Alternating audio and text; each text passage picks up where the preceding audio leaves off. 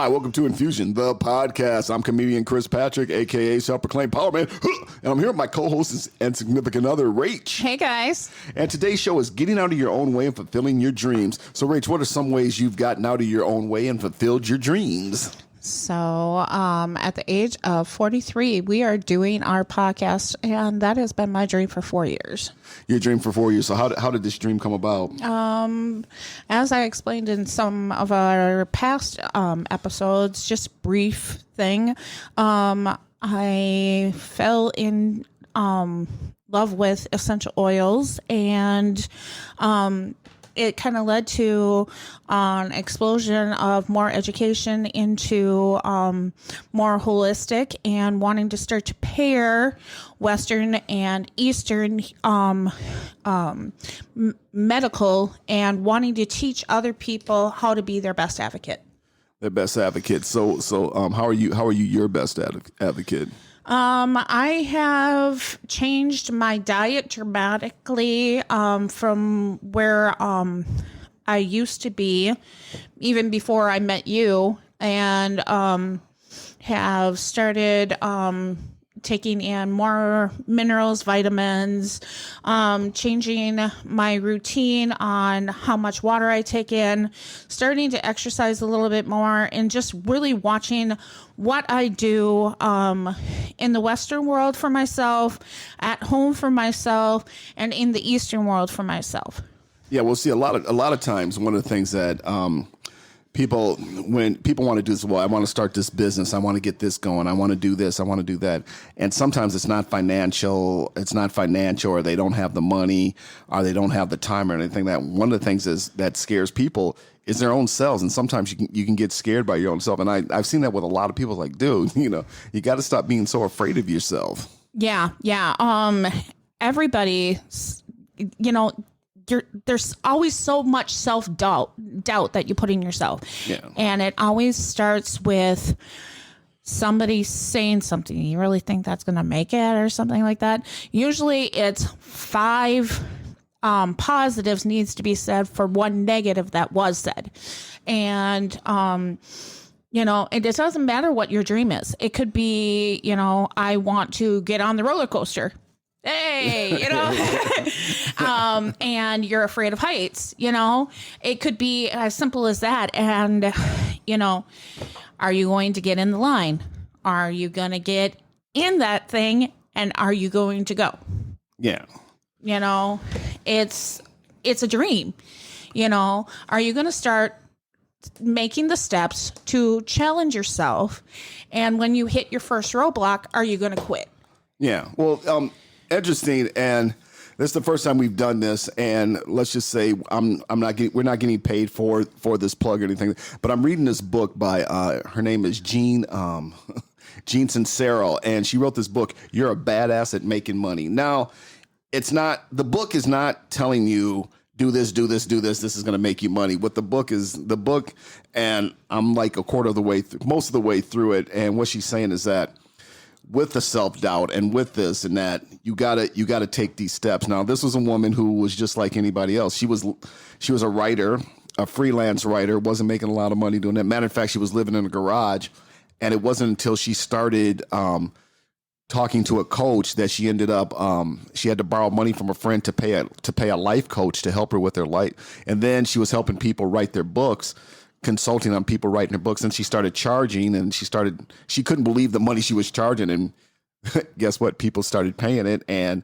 now she's a millionaire. And that's one of the things with me is just, starting something. Like, I remember when I started Nature's Ice, I remember we had been dating for so many years, and I said, listen, I got my job right. I got my money right. At the time I was working at a casino, and let's just say I wasn't making a lot of money and didn't have a lot of time, because the casino's jobs were the days you worked no matter what. They're running a 24/7 casino. And one of the things I did after I got out of there, and I ended up getting a better job where I had my weekends off. I said, I got the money right. I got the time. I've been wanting to do this. It was like over 7 years. I've been trying. This was in the back of my mind. This is how I'm going to do it. And the obstacles that you had to do to start a food business here in Minnesota. I mean, you got to we're not going to get into this, but you got to apply. You got to do a lot of paperwork and stuff like that. And she's like, well, you said I'm behind you 100%. And we did it. And I did it. Right. Right. And you haven't quit. Pandemic got in our way. You know, Yeah, it's pandemic. halted you, but you're still going forward. Yeah. And one of the things with the pandemic is we started this. Exactly. And we got to have my dream go forward, and you're helping me with that. So, you know, you never know who's going to help you along your ways. That is 100% true. And, you know, it's okay if it's nobody. You might find people that help you along your way. You know, there's a great philosophy that is one of my favorite philosophies that I share. It's called the tree. And everybody's the tree. The tree is it's kind of like the book The Giving Tree. So in the poem of the tree is you have your roots, okay? They keep you stable, right? You have your branches, you have your bark, you know, you got your bark, that's you. You know, you got your branches, you got your leaves, you got your limbs, you know. Your limbs stay stable, you know, branches fall off, your leaves fall off, your roots stay there, you know. Sometimes they weather away and they almost kill you, right? Yeah. You water it, you sun it, you're still thriving, right? Branches fall off, that almost destroys you too, you know. Your branches and your leaves will fall off. But here's the thing, you learn from them, you know. You take the good and the bad and you apply them to your life lessons and you move on.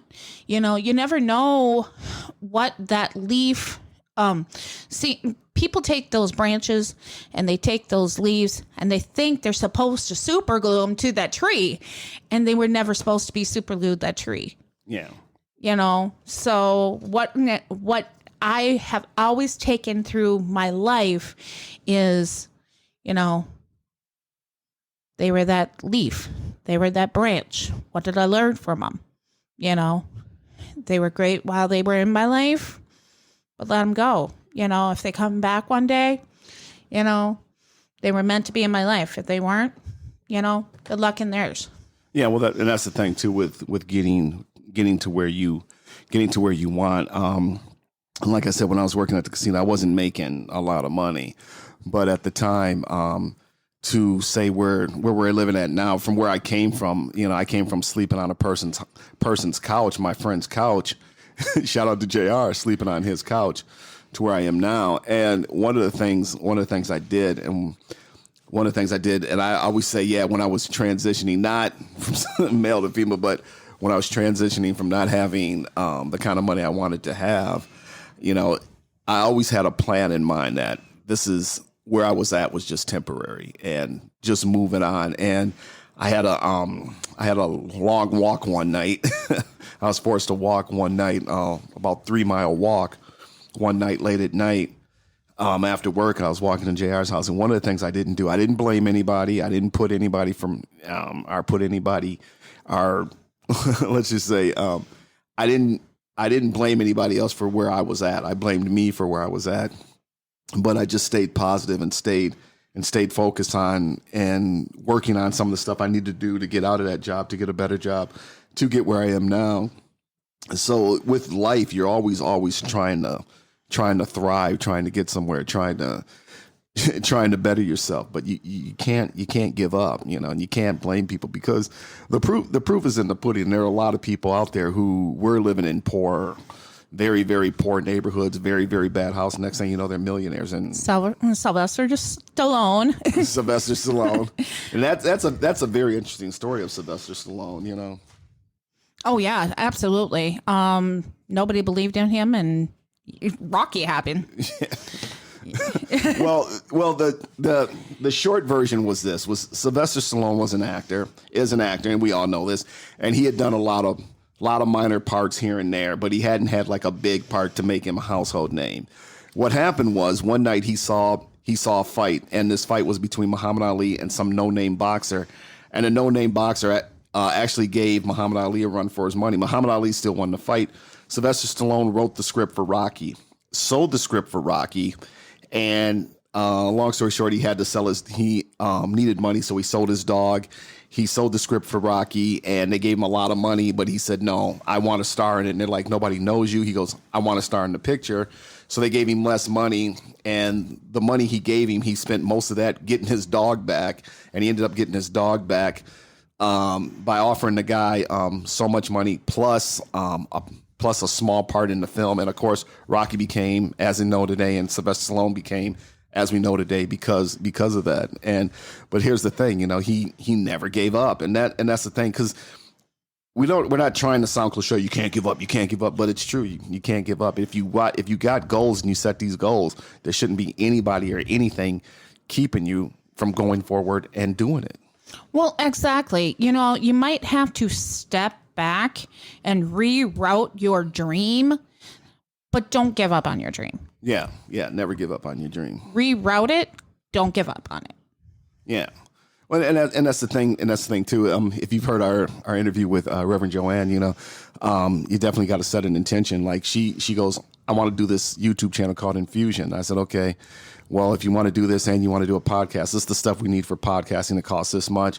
So she said, all right, well, when the money comes in, when the tax money come in, we'll use that to buy this, and we ended up buying it. We ended up doing it, and here it is, But she had the dream. She set the intention. I said, okay, this is what we need to do to get this. We got to buy this equipment, And it was my dream for 4 years, and the tax money kept on being used on our children and everything else. And, the stimulus money came, and there was no need for it. I set my intention. I said, I need money for my podcast. I set my intention, said I need money to start buying my equipment, mm-hmm. and there was no other intent for that money. Mm-hmm. We didn't need anything else for the family, and my dream started becoming life. Mm-hmm. And that's one of the things, too, is when you do set that intention, I remember interesting story when I started Nature's Ice. I remember looking down at the Midtown Farmers Market, and I remember going to work or going to the mall to catch the bus to the casino, because that's where they had an employee bus at. We'd go to that mega, and I'd be on the train, and the train would go over by where the market was, and I'd look down at the market. And if you heard us when we interviewed the Corcoran neighborhood with the Midtown Farmers Market, I told the story. And the train would go around that corner, and I would see people on Saturdays, and I had to work Saturdays, and I would see people down there, and I was like, I'm going to be down there. And every time I went by, I just looked down, I'm going to be down there. A few years later, I was actually down there vending. That was my first spot that we were able to vend at. And I remember there were times when Rachel was off with the kids buying stuff at the market, Colin's mango latte, and I was there by myself, and I'd see the train come by, and I'd hear the train, I'd look up, and I remember I used to look at that train and look down. Yeah. There's a singer that you appreciate that set an intent for himself. Mm-hmm. Go ahead and tell that story. Which singer? I know a lot of singers.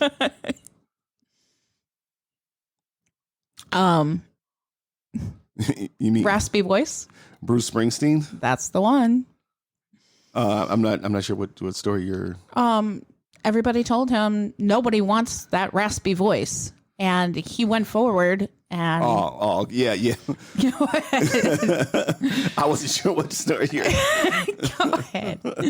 I guess everybody told him there was no way he would work with that voice. He would, because nobody wanted his voice, but he became the big selling artist he is today. But he kept going forward. Nobody. Can you imagine a 4th of July without that voice? I mean, born in the USA. Well, it's actually kind of ironic, because if you listen to the lyrics of "Born in the USA," and you listen, and they play it on the 4th of July, it's kind of like, that's kind of not a pro 4th of July song if you really listen to the lyrics. But how many things are not like that, there's so many songs out there like are used in not the form that they were actually intended for, but that's definitely a different episode. Oh yeah. That's definitely a different, definitely a different. There are a ton of songs like that. One song that really comes to mind is "Every Breath You Take" by The Police. If you listen to the lyrics, that's not a love song. No. Anyways, so, I look at our children, and our children have such incredible dreams, and we're like, go for it, go for it, go for it. And they run into one small obstacle and boom, they quit, and it so happens with every single person in this world. They run into one small obstacle and it's done. They give up. And it's like, do you know how amazing that could have been? Yeah. So many people give up too soon. Oh yeah. And what would be the world with people just giving up before they just accomplished? Oh yeah. Well, and that was one of the things with me was when I started drumming. I was very fortunate. I met some people and I was in a few bands, playing clubs and stuff like that. I remember I was playing clubs, bars at 16, 17 years old. I wasn't even old enough to be a patron in the bars, but I was on stage playing. And then after that, when I got into comedy, now being behind the drum kit and going up on stage with nothing to protect you and trying to make people laugh, it was hard at first. But I remember one minute I was playing drums in my garage. Next thing you know, I'm on stage. Next thing you know, I'm in this band, I'm in that band. And one of the things when I got into comedy, I wasn't good. I mean, I got friends who would tell you how terrible I was. But I said, well, with drumming just came easy to you. This is something you got to work at. And I had to work at it and work at it and work at it. And one of the things I tried to do was let them see that I'm serious about this. I was at every open stage. I've told my daughter, who wants to be an actress, that there were times we drove way out to, almost an hour away to go do a show, and there's no audience in there. We drove out here and we had to perform in front of other comics just to get on stage, just to get the stage time. But slowly I got better and better and better and better. Now I'm gonna cut up around the house and make Rachel mad. Oh my gosh, some of the things he says. Let's just say sometimes I would like to say duck. But see, that's the thing with comedy is you're quick-witted and things come at you just like boom, boom, boom. Things will come at you. But yeah, it wasn't hard. But the thing that was also with me too is like when I was going through that transition, that financial transition, and I remember I was going to stay at my friend JR's house, and he had been drinking. I said, come pick me up at the mall. He goes, and I had to walk 3 miles down this road to his house at night. We're talking like 1 o'clock in the morning, 1:30, 2 o'clock in the morning. I'm walking in. I was very, very, very pissed at myself. I was so mad that I had gotten to this, that I grew up in a nice suburb and nice house, and here I am sleeping on a friend's couch. I didn't have any money. I didn't, and one of the things is I didn't blame anybody. And that's one of the things, if you ever listen to Michael Beckwith, you can't blame anybody. You can't put this on anybody else. The only person I blamed was me. And I was down on myself and I was hurt. And I always say this, I was so beat down that I was too tired to even cry. I couldn't even cry, and one of the things as I'm walking, thinking and going, how did I get here? What happened? How can I get out of this? And one of the things I realized is that you've lost. And at the time I didn't have a car. I had to move out of my apartment. As you know, I was sleeping on a friend's couch. And one of the things that I found out was that, like I said, I didn't blame anybody, but one of the things I did was I just had to put it all in perspective and just go, hey, and after all that, I looked at it positive. I said, well, at least you do got a job. You do got money coming in. There are people who are worse off than you. And it kind of goes back to that old adage, I used to feel sorry for not having any shoes till I met a man with no feet. And it's like, well, you do have money coming in. You are moving. You're not on drugs. You're not drinking. You're not, strung out or anything like that on drugs or alcohol or anything like that. But you do got money coming in. And I looked at myself and I'm like, okay, you're the lowest you can go, Cris. You can't get any lower. You got no place to go but up. A few weeks later, a friend of mine called me and told me that they were hiring at the airport. So I went and got a part-time job at the airport loading luggage. And I had to sit there loading people's luggage into planes in the cold, in the freezing cold. I'm out there loading people's luggage. Here I am loading people's luggage and they're going someplace warm. And I felt really, really jealous. But then I got better, ended up getting a better license. I ended up getting a boiler's license, which ended up getting me a better job. Ended up getting out of Mystic Lake. Ended up getting out of the casino, and I ended up into a better job, into the job I am now. But that was the thing, though. I didn't give up. I didn't give up, and the one person I didn't give up on was me. Right. And you said that night your friend was drinking and he didn't come and pick you up and you didn't go to that apartment and drink it up. No. I went home and went to bed. I just walked. And that's one thing that all your friends have always said about you. You don't do drugs and you don't drink, no matter how low things are. Yeah. And a lot of the listeners don't know about this about us, but we were friends before we got together. Yeah. And there was one night the kids called you when we were friends, and they're like, Cris, Mom is drunk. I don't know if you remember that night, but you were like, you got me on the phone 3 hours away. You can't come to me. And you're like, why are you that drunk in front of your kids? And I'm like, because my marriage just ended.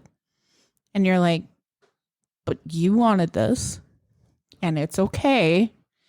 And you shouldn't be that drunk, even if the kids shouldn't be seeing this right now. Like, look at what you're doing to yourself. Yeah.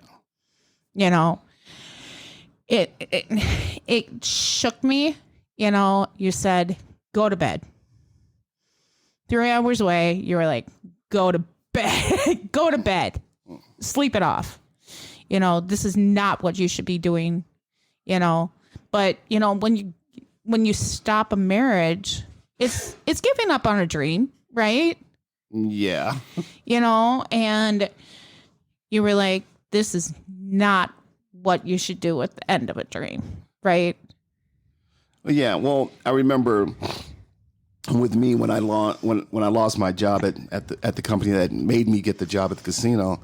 I didn't throw things around. I didn't get mad. I worked really hard for this company, and I lost my job, probably for merits of my own. Who knows? And sometimes I look at it and go, okay, would I have fired me? And I was like, maybe. Who knows? But anyways, I didn't get mad. And my boss said to me, she's like, she goes, Cris, I got to walk you out. I'm like, yeah, no problem. So she walks me to the door and she goes, I'm sorry, Cris. And I looked at her, I said, well, the end's a new beginning. And it was. And sometimes when you look at these down things, like an end of a marriage, some people say, well, like you said, my marriage was over. And I'm like, okay, that was the end. You didn't like being with them in the first place. And, now is a new beginning. Now's a new chapter. And now's the time to move on, Yeah. And as you always say, an end is a new beginning. Yeah. The end's a new beginning. And I had no idea, that me and you would start a relationship at that point. Yeah. It was a year after that, like a year and a half after that conversation with you, that me and you started a relationship. Well, can I tell the listeners? Okay, her ex-husband is actually a friend of mine. We're still friends to this day. And she called me up. She goes, I got to talk to you. And I'm like, well, what's up? What's going on? She's like, I filed for divorce. And I'm like, listen, I can't say anything about that. He is a friend of mine.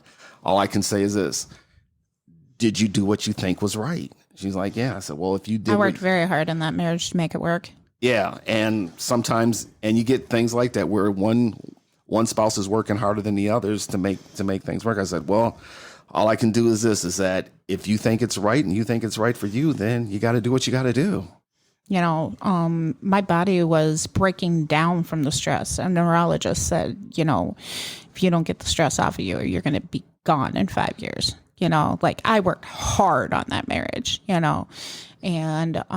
one of the hardest things, and that's the whole thing with this whole, your dreams, you can work so hard on your dreams and sometimes they fail, but it's never a failure. It's just an end is a new beginning, learn from that. Just like that tree metaphor that I gave you guys earlier, and reroute it, learn from it, revamp it, and go back at it. Don't stop. I didn't give up on love. I revamped it. Well, also too, if there's any marriage counselor, if there's any psychologists or marriage counselors out there listening who would love to be on the podcast, we would love to have you on the podcast. Because the question I got is, what happens when you're in a relationship? And I mean, it can be a relationship, a partnership, and not just a sexual or, a loving relationship, but I'm talking like it could be a partnership between business partners. But what happens when you're in a relationship and one person's working hard to make it work, and you got the other person that ain't doing right? I mean, what are the answers? I don't have the answers. I mean, sometimes it's like, I would find myself looking at it. If I'm working hard at this to get this going and this person ain't doing nothing, I would probably walk away too, going, you're on your own. I can't do this. Yeah, I worked 16 years, and that's even in business. You're like, wow, what are you doing over there? Like, not even a marriage, like business. What are you doing over there? Because I'm trying to make this company work. Yeah. And with me and you, we make it work. Yeah. In our businesses, and we fight a lot. We fight, but it's not in a way that it's like tear down. It's why did you do that? Because it's not beneficial to us. Mm-mm. It's not tear down. You're this, that, this, that, this, that, this, that. It's beneficial for us. We seen one, like a flaw in one of us, I seen a flaw in you that could benefit, or you seen a flaw in me that can benefit. It's not a tear down. Yeah. But also too, what do you do when you're with somebody where you love this person, and you're not, the love's not being reciprocated, the love's not coming back? I mean, these are answers that we got. So like I said, if there's a counselor or a marriage counselor out there who would love to do a podcast, we would love to have you on. But also too, and that's one of the things too with trying to work forward, trying to move forward with your goals, with what you want to do. Because I really hate to quote the guy or say anything about the guy, because not one of our favorites anymore. Let's just say we have political differences, but Mike Lindell, here's a guy who I think he was an ex-crackhead who started the My Pillow company. I give him that.